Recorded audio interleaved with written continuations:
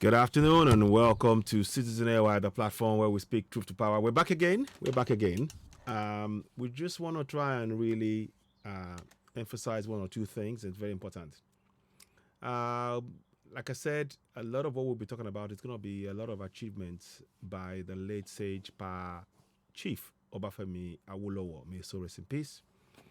The great things he did and achieved. One such thing is the Cocoa House, Ile Agbe, they call it in our language apparently, Ile Agbe or something like that, meaning the house for the farmers, where the farmers work, something like that, loosely term, interpreted. I'll show you the picture of the building, then we'll go and read the history, and if I can find some videos to go along with it, I'll do so. But it's just important for us to be aware. Sorry about that. It's just important for us to be aware of what the great many achievements. We've talked about the TV, the first TV in Africa, Western Nigeria television. The Western region. Just say Western region TV. Really, that's what we should call it. So that's just to give an idea of the greatness of the man. So now let's go and look at the Cocoa House. So behind this is the Cocoa House. Now that's the Cocoa House right there. We're gonna zoom back out. Let's zoom in. That's the top of it. 105 meters long. Let's see if I can zoom. Come back down. I'm just trying to. Yeah. So you can see there. So that's the Cocoa House right there. You can see it's and it stood for a long time. So we're gonna find the details as to when it was built and all of that. So that's the Cocoa House that you're looking at. Quite one of the tallest buildings in Africa again. So let's go and read a bit more about that. Here goes. So we're going to go in here. So Cocoa House.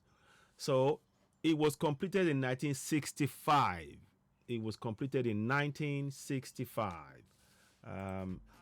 So Cocoa House completed in 1965 at the height of 105 meters. Was once the tallest building in Nigeria and the first skyscraper in West Africa. Yes, sorry. So the tallest building in Nigeria and the first skyscraper in West Africa. It is located in Dugbe, a major commercial area in Ibadan or your state. Nigeria. It was built from proceeds of agricultural commodities, e.g. cocoa, rubber, timber of the then western state of Nigeria. So you can see the ingenuity. To build the buildings, they literally sold cocoa, rubber, timber. You see now that this is wealth made from the land. Direct connection between the wealth used in building that building and the land. It's well established here.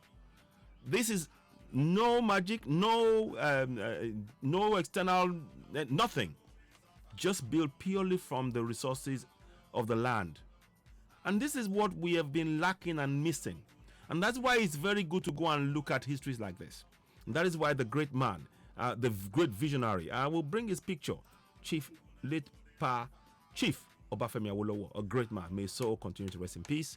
We need to, those of us going for Yoruba Nation, we need to really, pass this message on to the coming generation. Very, very important. Now, so like I told you, they used the proceeds from agricultural commodities, cocoa, rubber, timber, to use it to build buildings, right? That is straight away there. It tells you the connection. That tells you two things.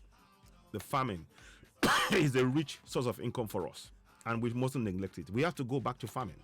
That's the message that's in this podcast. We have to go back to farming. Now let's go and look at the next thing. So the initial name given to the 26-story building was Ile Awon Agbe, translating from Yoruba to House of Farmers in English. The name was later changed to Cocoa House because it was built with proceeds from cocoa exportation, and also because there was a cocoa tree planted in front of the building just beside a water fountain. The building, later belonging to Odua Investment Company Limited, became a source of joy and pride for residents of Ibadan and Nigeria as a whole. So it belonged to Odua Investment Company Limited. Can you see the connection between farming and the development of the Western region? And the building, the tallest building at the time in the whole of West Africa. Look, there is a lot of history that we need to learn from all of this, and it's often good to go and relook and retell this history. That building right there is the Cocoa House, but it was called Ile Awon Agbe. I mentioned that before loosely. Ile Agbe, I said, but Ile Awon Agbe, the House of Farmers.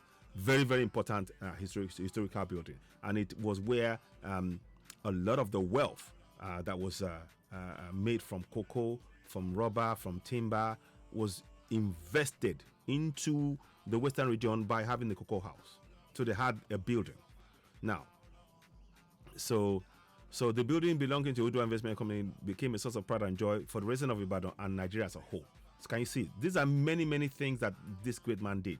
The 26-story building was proposed by Obafemi Awolowo with allocations from proceeds from the cocoa exportation. The contractors were Kappa and Dabalto. It was commissioned use in August 1965 by the defunct Western Region government. So you can see there's a connection between the government and the land. They commissioned the building to be used for governance and for the people of the nation. There's a direct connection right there. The entire building was gutted by fire on January 9, 1985, which began at the top floor from a malfunctioning electrical equipment. It was closed from public use until it was renovated in August 1992 and opened for commercial use. The building is managed by Wema Board Estates Limited.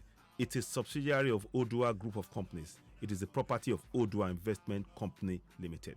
Look, we could go on. This is really important information. I am bringing all of this kind of information out so that we remember the greatness that we have. And Obafemi Awolowo is the guy whose picture you can see. Let me move it up. Let me just move it up there. So, sorry, I don't know what happened there. I'm going to bring it back again.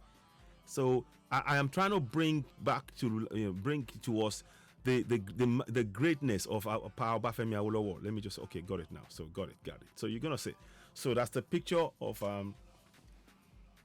late Obafemi Awolowo. He built this in 1965. So remember, first TV station, Cocoa House. It became Odua Investment Company.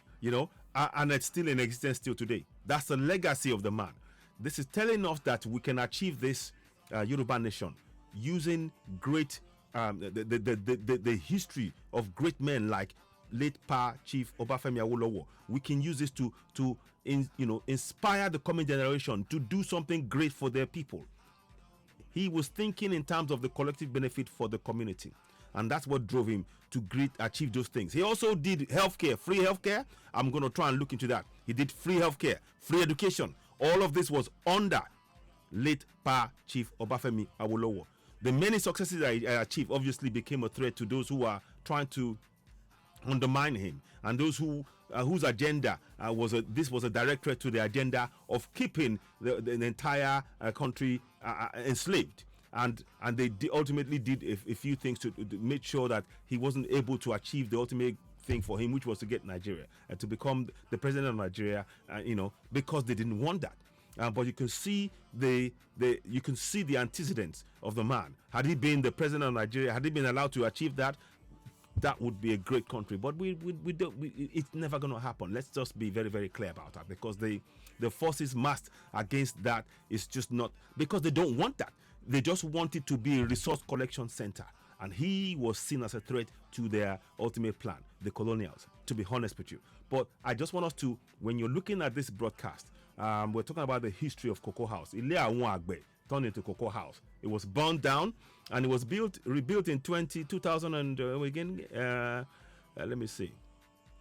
So August 1992, renovated in 1992. But it was burnt in 1985. So like a 7-year period. It seems to me that burning it and everything else, things are rarely an accident. Things like this are rarely an accident in that climb. Trust me, they're not. But anyway, a bit as is me. This is information that we should be sharing. I hope many of you seeing this, you'll be seeing that we're trying to bring to you information about late Obafemi Awolowo and the things he did. And those are the kind of things we need to be talking about to show that we Yorubas, we can achieve great things. Starting from the late Chief Obafemi Awolowo, and our ancestors, the land or your empire. That's great history behind it. They had, a democratic, a system of governance that existed for centuries. So I'm just bringing you to show the greatness that we possess as Yoruba people, and we need to be proud of it rather than be ashamed. We need to stand, and that should remind us who we are and be able to drive forward to achieve Yoruba nation. That is the goal here. Thank you for watching. You're watching Citizen Ewa, the platform where we speak truth to power. The question remains, how long will I go this offer? We need to work together collectively to achieve Yoruba nation. All of us must bring all our talents together and work assiduously and be focused on one goal: self-determination via the route of referendum. Self-determination via the route of referendum. We must achieve that. Nigeria is a failed project. It was never designed to succeed. We need a free Yoruba people to build a great Yoruba kingdom once again. We can achieve it collectively together. You're watching Citizen Ewa, the platform where we speak truth to power. I'll be back later on. Thank you and bye for now.